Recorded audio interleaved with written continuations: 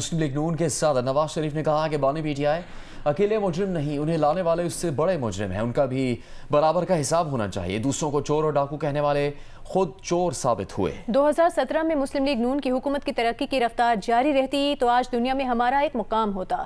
فتنہ، فساد اور جلاؤ گھراؤ کے ماحول میں کون سی قوم ترقی کرتی ہے؟ ہمیں تو آج کل یہی فکر دے کے بیٹھ گئے کہ ہمارے ریزروز کتنے ہیں، آئی ایم ایف ہمیں یہ کرنے دے گا یا نہیں کرنے دے گا، تو ہم خود کئی فیصلے خود نہیں کر سکتے۔ بہت سارے فیصلے ہمارے یعنی کہ غیروں کے ہاتھ میں، اور غیروں کے ہاتھ میں انہوں نے دیے ہیں، ہم نے نہیں دیے، انہوں نے دیے۔ جو پاکستان کا جو حال تھا 2017 میں، 2018 میں، 18 سے لے کے پھر 22 تک کیا ہوتا رہا پاکستان میں، وہ ساری ذمہ داری ان کے سر ہے۔ اب اللہ کے فضل و کرم سے دوبارہ سب چیزیں بحال کرنے کی کوشش ہو رہی ہے، اور میں یہ سمجھتا ہوں کہ یہ عمران خان صرف اکیلا مجرم نہیں تھا، اس کو لانے والے بھی اس سے بڑے مجرم تھے جو اس کو لے کے آئے، اور ان سے بھی پورا ان کا حساب لینا چاہیے۔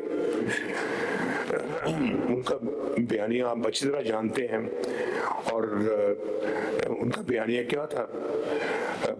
چور ڈاکو کہتے تھے، خود چوری ڈاکے میں سب سے آگے۔ ساری داستانیں سامنے آ رہی ہیں، آپ کے پوری قوم کے سامنے آ رہی ہیں، اور پھر لڑائی جھگڑا، فتنہ، فساد، الزام تراشی، گرہبانوں کو پکڑتے تھے، جلا دو، مار دو، پکڑ لو۔ کیا اس طرح کے بیانیے میں قومیں ترقی کرتی ہیں؟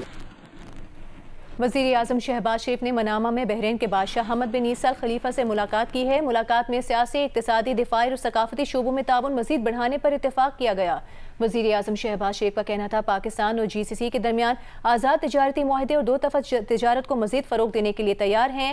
وزیر اعظم نے بحرینی سرمایہ کاروں کو ایس آئی ایف سی کے ذریعے پاکستان میں مختلف شعبوں میں سرمایہ کاری کی دعوت دی۔ دونوں رہنماؤں نے دفاعی شراکت داری کی اہمیت کا اعادہ کیا اور تکنیکی تربیت، لاجسٹکس، افرادی قوت اور دفاعی پیداوار میں تعاون کو مضبوط بنانے پر اتفاق کیا۔ بحرین کے بادشاہ نے وزیر اعظم شہباز شریف کو آرڈر آف بحرین پیش کیا۔ بحرین کی جانب سے عالمی سربراہان کو پیش کیا جانے والا یہ سب سے بڑا اعزاز ہے۔ شاہ حمد بن عیسی الخلیفہ نے کہا کہ بحرین کو یہ اعزاز حاصل ہے کہ قائد اعظم محمد علی جناح نے بحرین کی قانونی نمائندگی کی۔ محمد علی جناح بحرین کے وکیل رہے۔ وزیر اعظم شہباز شریف نے بحرین کے ولی عہد شہزادہ سلمان بن حمد الخلیفہ سے بھی ملاقات کی۔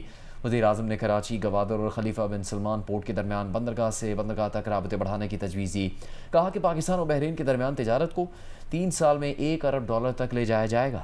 ملاقات میں دفاعی اور سیکیورٹی تعاون پر بھی تبادلہ خیال کیا گیا۔ دونوں فریقین نے تربیت، سائبر سیکیورٹی، دفاعی پیداوار اور معلومات کے تبادلے میں تعاون بڑھانے پر اتفاق کیا۔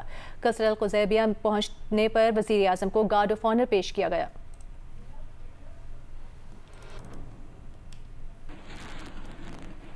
وزیر اعلیٰ پنجاب مریم نواز نے کہا ہے کہ عوام حقیقی تبدیلی محسوس کر رہے ہیں۔ میاں والی میں بھی تبدیلی آ گئی ہے، لوگوں کو اصل اور نقل کے فرق کا پتہ چل گیا۔ نومنتخب اراکین اسمبلی سے گفتگو میں مریم نواز نے کہا کہ ہمیں موروثی سیاست کا تانا دینے والوں نے اپنی بیوی، بھائی اور رشتہ دار کھڑے کیے۔ عوام کو سمجھ آ گئی ہے، اب کوئی بہکاوے میں نہیں آئے گا۔ عوام تبدیلی، حقیقی تبدیلی کو محسوس کر رہی ہے۔ اسی وجہ سے چاہے وہ یہ دھرنے کی کال ہو یا جلسوں کی کال ہو یا بوائیکاٹ کی کال ہو یا کوئی بھی کال ہو، عوام نے ان کے اوپر یقین کرنے سے صاف انکار کر دیا، صاف انکار کر دیا، اور اس کی گونج خیبر پختونخوا میں بھی پہنچی۔ یہ جو آپ نے بیانیہ کہ آپ نے رٹ لگائی ہوئی تھی نا، آپ کے بیانیے سے اب لوگ بے وقوف بنتے ہیں۔ بیانیے کی سیاست جس طرح پٹی ہے اس دفعہ، وہ کتنی دیر بیانیہ چل جاتا ہے۔ ہمیں موروثی سیاست کا تانا دینے والوں نے ہر جگہ انہوں نے اپنے کینڈیڈیٹس کھڑے کیے، کہیں اپنی بیوی کھڑی کی، کسی نے کہیں اپنا بھائی کھڑا کیا، اپنا کزن کھڑا کیا، اپنا رشتہ دار کھڑا کیا، اور بڑی منافقت سے انہوں نے یہ فیصلہ کیا کہ اگر ہم الیکشن ہار گئے تو ہم کہیں گے ہم نے الیکشن کا بوائیکاٹ کیا۔ ہر دفعہ ہر کسی نے یہ کلیم کیا، سازشیوں کا ہر دفعہ ایک نیا گروپ آ جاتا ہے۔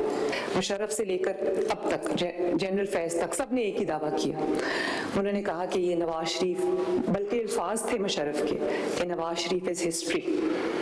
عمران خان نے بھی یہی کلیمز کیے تھے۔ آج آپ دیکھیں تو آج تمہارا ذکر بھی نہ ہوگا داستانوں میں۔ آج وہ تاریخ کے کس کوڑے دان میں پڑے ہیں، تاریخ کے کس کتاب میں بند پڑے ہیں، ہم نہیں جانتے۔ के इंसाफ के रहनुमा शौकत यूसुफजई ने कहा है कि मियां नवाज शरीफ का मुतालिबा अच्छा है कि बानी पीटीआई को इक़्तिदार में लाने वालों का एहतसाब होना चाहिए, मगर मियां नवाज शरीफ का भी एहतसाब होना चाहिए कि उन्हें और उनकी पार्टी को इक़्तिदार में कौन लाया था। प्रोग्राम कैपिटल टॉक में गुफ्तगू करते हुए सेनेटर कामरान मुर्तज़ा ने कहा कि जनरल फैज़ हमीद के बाद जनरल बाजवा का भी एहतसाब होगा। वज़ीर मुमलिकत बैरिस्टर अकील मलिक ने कहा कि 2011 से लेकर 2018 तक जिन किरदारों ने तहरीक इंसाफ को प्रमोट किया उनका एहतसाब होना चाहिए। नवाज शरीफ साहब ने मुतालबा किया है तो वो अपने मुतालबे में जिन अफराद की तरफ इशारा कर रहे हैं उनसे इमरान खान साहब और आपकी पार्टी जो है वो खुश नहीं है, तो आप नवाज शरीफ साहब के मुतालबे की हिमायत करते हैं? मुतालबा बुरा नहीं है, अच्छा मुतालबा है, यहाँ तक नहीं उसको रोकना चाहिए, जहाँ से शुरू हुआ है। नवाज शरीफ साहब को कौन लेकर आया है, उनकी सियासत कहाँ परवान चढ़ी, उनकी पार्टी किस तरह बनी, ये सारी चीजें होनी चाहिए। जनरल फैज़ के खिलाफ जब कोई फैसला आ जाएगा किसी अदालत का तो उसके बाद वाकई नवाज शरीफ साहब जो हैं वो ये भी मुतालबा करेंगे कि जी आप जनरल बाजवा का भी मुतालबा करो, तो उनकी ये बात मानना ज़रा मुश्किल होगा। मेरा ख्याल है कि ये शायद जो है ना ये कहीं आगे जाके अगर ये मंजर इसी तरह से रहा तो शायद ये आगे जाके कहीं ऐसा होगा। 2011 से लेके 2018 तक जो इसमें कैरेक्टर्स थे, जो लोग इसमें मुलविस थे, बिल्कुल मुनासिब बात की उन्होंने, उन सब का एहतसाब होना चाहिए। Karachi chamber of commerce and industry के सदर रेहान हनीफ ने कहा है कि फाटा खैबर पख्तूनख्वा में जम हो गया, लेकिन उन्हें दी जाने वाली मुराद का नुकसान आज भी हुकूमत को हो रहा है। सब जानते हैं कि IMF की रिपोर्ट दुरुस्त है, इसे गलत साबित ना करें बल्कि इससे अपनी समत दुरुस्त करें। जियो के नुमाइंदे रियाज एंडी की रिपोर्ट देखिए। हर पाकिस्तानी एक साल में औसत 20 किलो घी और तेल इस्तेमाल करता है।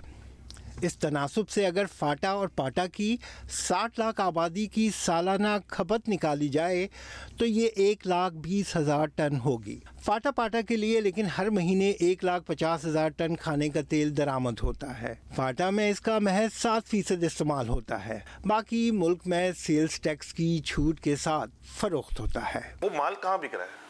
वो तो फाटा के बाहर बिक रहा है ना, कराची में, लाहौर में, पेशावर में, हैदराबाद में, फैसलाबाद में, पिंडी में, वहाँ बिक रहा है। जब उसके टैक्सेस का हम डिफरेंस निकालते हैं तो वो डिफरेंस आता है 11.5 अरब रुपए महीने का। 150 अरब रुपए सिर्फ एक चीज़ में गवर्नमेंट लॉस कर रही है। ये मामला महज खुर्दनी तेल तक महदूद नहीं बल्कि एक फहरिस्त है जिसमें स्टील और चाय खाने के तेल के साथ सर फहरिस्त है।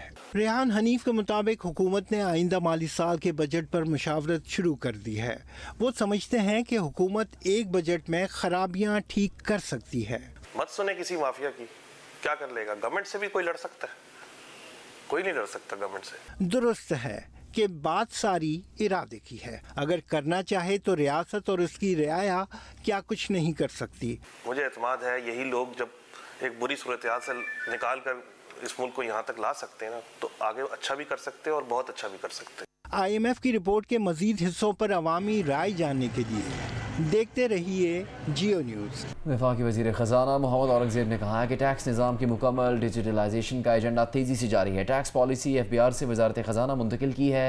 नया टैक्स पॉलिसी ऑफिस फ़ाल हो चुका है। इस्लामाबाद में पाकिस्तान बिजनेस काउंसिल के ज़ेर एहतमाम होने वाली तकरीब से खिताब में वज़ीर ख़जाना ने कहा कि बिजनेस कम्यूनिटी से साल भर मशावरत का नया निज़ाम मुतारिफ़ करवाया गया है। 54,000 खाली असामियाँ ख़त्म की गई, जिससे सालाना 56 अरब रुपए की बचत होगी। औसत कर्ज मेच्योरिटी बढ़कर 4 साल कर दी। रीफाइनेंसिंग रिस्क में कमी हुई है। वज़ीर ख़जाना ने कहा कि 11वीं NFC अवार्ड का पहला इजलास 4 दिसंबर को होगा। औरंगज़ेब ने कहा कि क्रिप्टो और डिजिटल असासों के लिए रेगुलेटरी निज़ाम फ़ाल होने के करीब है। मोहम्मद औरंगज़ेब का कहना था कि 3.5% मुआशी नमू का इम्कान है। अगले बरस 4% तक पहुँचने की तवक्को है। दरमियानी मुद्दत में ग्रोथ 6 से 7% तक जा सकती है। उनका कहना था कि गैर मुल्की सरमायाकारों के सिक्योरिटी खदशात दूर करना हुकूमत की तरजीह है। सरमायाकारी के लिए बुनियादी शराइत मुनाफे की वापसी, इस्तेहकाम और सिक्योरिटी हैं।